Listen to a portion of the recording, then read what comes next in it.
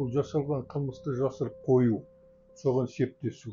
Ал жасалған қылмысты анықтап, соны тексеріп, содан кейін қылмыстық кодекске сәйкес баптармен бағалап, анықтап, дәлелдеп, сотқа жеткізу сол прокуратураның міндеті, тергеу органдарының міндеті.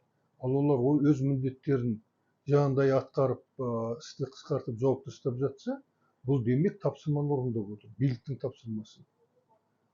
Билік болған кезде президент әкімшілігі деп айтуымыз керек. Өйткені Қазақстандағы барлық саясат, бұл әрине таза саясат. Қаңтар оқиғасына қатысты мәселенің барлығы тек қана заңды құқықтық тұрғыдан қаралмауы керек, бұл заң саяси тұрғыдан қаралу керек. Өйткені саяси өзгеріс жасауды қалаған халықтың көтерілісі, сол көтерілісті басып жаншу және сол көтеріліске қатысушыларды жазалау. Әңгіменің ашығын қазақы тілмен айтатын болсақ, мағынасы осыған келіп саяды.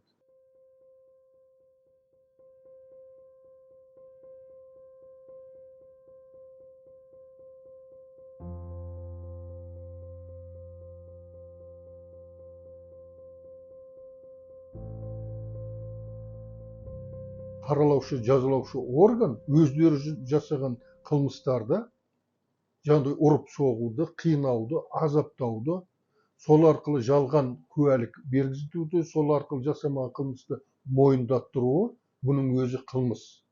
Өздері қылмыс жасап отыр, ол қылмысты өздері қайтып ашады. Ең алдымен өздері мүдделі осыны жауып тастауға. Бірінші себеп осыдан. Жаңағы қылмыстардың ашылмауы. Әйтпесе ол бетіне маска киді, кімнің ұрғанын білмейді, тани алмайды деген ол бос сөз. Ал сол маска киген ол тиісті бір бөлімшенің жауынгері ғой.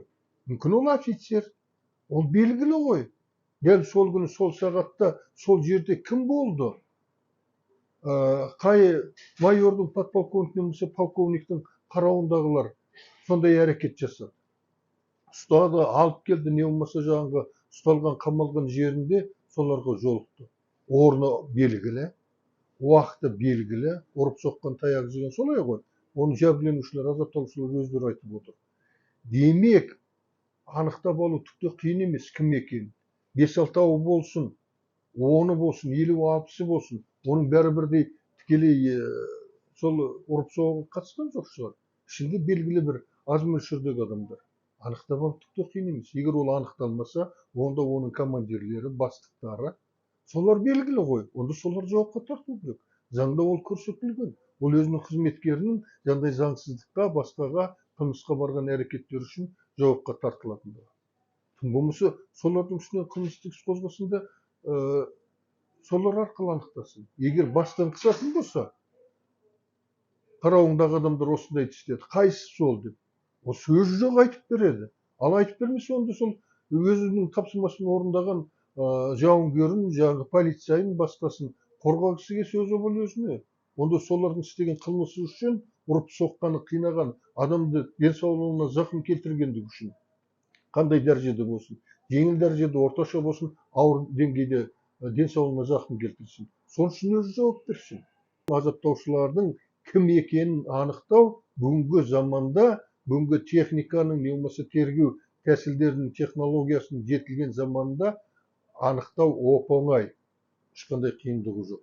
Демек, бұлар сол саяси тапсырманы орындап отыр, өздерінің қылмыстарын жасырып отыр. Ал бұл жауапкершілік айланып келген кезде президент Тоқаевқа барып тіреледі. Демек, Тоқаев өзі ұрып соғуға, қинауға, азаптауға жол берді. Тікелей тапсырма бермеуі мүмкін, бірақ соған жол берді.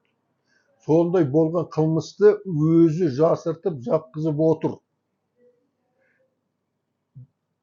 Бұларға азапталып қиналған адамның құқығын қорғаудан гөрі, жаңағы азаптаған, қинағандарды жасырып қою керек. Өйткені олар ертең тағы да сондай әрекетке пайдаланады. Халыққа қарсы ұру, соғу, қинауға. Егер сол полицейлер бүгін олар заң бойынша жауапқа тартып, қылмыстарын мойындатып, соттайтын болса, полициядан ертең жүздеген, мыңдаған погон тағып жүргендер, арам тамақтар, ұрда-жық өңкей әумесерлер қызметтен кетеді. Өйткені олар сондайға жұмсайды. Содан кейін ертең сол үшін бұйрықты орындайды, тапсырманы орындайды, сосын оларға сотталып кету ешқандай да қажет емес. Полициядан жаппай қызметкерлердің кетуі орын алар еді. Сондықтан оларды ұстап тұру үшін және оларды өз мақсаттарына алдағы уақытта пайдалану үшін президенттің ұстанған саясаты осылай болып отыр.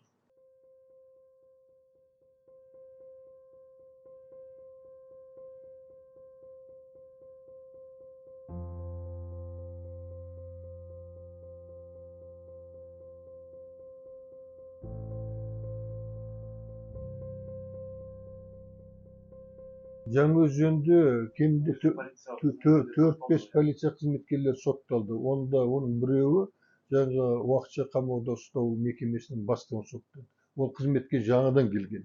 Ұрып соғу, қинау сол қамалған жерде болды ғой. Соның салдарынан адамдар қайтыс болды, жарақат алды. Анау Базарбаев деген кісі марқұм қайтыс болып кетті, Әсем деген қызы бар еді. Сол шырылдап, біз әрине оған қолдау көрсеттік, көмектестік. Соның нәтижесінде ол іс сотқа дейін жетті. Қайтыс болған адамды үшін жауапкершілікті түрменің бастығына артты. Оны соттады. Бірақ жеңілдеу жаза берді, кейін ары бері жасап уақытынан бұрын босатты. Сол сияқты басқа полицейлерді оқ атқандар жауапталды, сотталды. Бірақ олар да тағы да жазасын соңына дейін өтеткен жоқ, мүмкіндік берді, ертерек бостандыққа шығарып жіберді. Салыстырмалы түрде айтатын болсақ, сол кезде бүгінгіден гөрі кішкене әділетке қарай қадам жасау болды. Жаңағы заңсыз қару қолданғандарды, қинаған, азаптауға қатысқандарды соттады. Ал бұл жолы олардың ешқайсысы сотталғысы келмей отыр. Тіпті ана Талдықорғандағы ескерткішті құлатқан азаматқа өтік басқандарды, ол жәбірленушіні мен келісімге келу арқылы аналарды тағы да арашалап отыр. Демек, Жаңаөзенмен салыстырып қараған кезде ілгері басушылық емес, кері кетушілік байқалады. Полициялардың жасаған қылмысын ашу, соларды жауапқа тарту тұрғысынан алғанда. Бұл кері кету.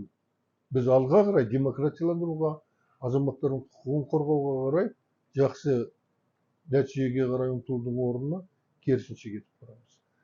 Сондай-ақ қаза болған адамдардың санын алатын болсақ, ресми түрде 16-17 адам дейді. Яғни жерде 240-қа жуық адам қаза тауып отыр. Әлденеше есе көп. Бұл нені көрсетеді? Назарбаевтың жасаған қылмысына қарағанда, саяси қылмысына қарағанда, қазіргі президенттің жасатқан саяси қылмысы әлде қайда ауыр болып тұр. Бұл өте ойлантатын нәрсе. Өте ойлантатын нәрсе. Сондықтан біз Тоқаев үнемі айтамыз, халықтан кешірім сұрасын, қаңтарға қатысқандардың барлығын босатсын, ішіндегі тек қана анық Қайрат Сатыбалдылардың, Мәсімовтің тобында келіп арандату, бүлдіру, қирату, өртеу, тонау, полицияларды ұрып соғу шараларын іске асыртқан, соны орындатқан, ұйымдастырғандар. Олар жазалансын, одан басқа қатысқан үшін, не болмаса жаңағындай алаңда болған үшін, не болмаса әкімшілік ғимаратына, полиция ғимаратына, не болмаса қару-жарақ дүкенінде көрініп қалған үшін сотталып жатқандардың бәрін бостандыққа шығару керек. Оларға кешірім жасау керек. Сонда ғана Тоқаев өзінің өте ауыр айыппен халықтың қарғысына қалу жағдайын жеңілдетеді. Біз қайта-қайта айтып жатырмыз. Тоқаев халықтан кешірім сұрасын. Оны кешіре ме, кешірмей ме, халық өз шешеді. Бірақ ол адамгершілік тұрғысынан, ізгілік тұрғысынан, саяси тұрғыдан алғанда, мына азаматтардың конституциялық құқығын қорғауға бірден бір кепіл жауапты лауазымды тұлға болғандықтан да ол сондай қадам жасауы керек. Керісінше өкінішке қарай ондай нәтиже болмай тұр. Ал енді оны болдырту үшін не істеу керек? Халық қайтадан көтерілуі керек па? Егер халық қайтадан көтерілетін болса, онда қазіргі президентті, оның қазіргі қолдаушыларын, билік басындағылар біржолата төңкеріп тастауға барады. Өйткені ашынған халық, ашулы халық одан басқа жолды көріп тұрған жоқ. Сондай әрекет болмасын десе, ойлануы керек. Сотталып кеткен азаматтардың ісін қайтадан қаратуы керек. Жазықсыз, дәлелсіз, кінәсіз сотталғандар. Оларды және қамауда отырғандарын босату керек. Уақытты созуды, істі асқындырудың ешқандай да пайдасы жоқ. Президент Тоқаевтың өзіне де ол пайдалы емес. Азапталып жатқан халыққа, азаматтарға да пайдалы емес. Қоғам үшін пайдасы жоқ. Осыны ажырата алмаса, онда мұндай биліктің барынан жоғы деген сөзді айтамыз.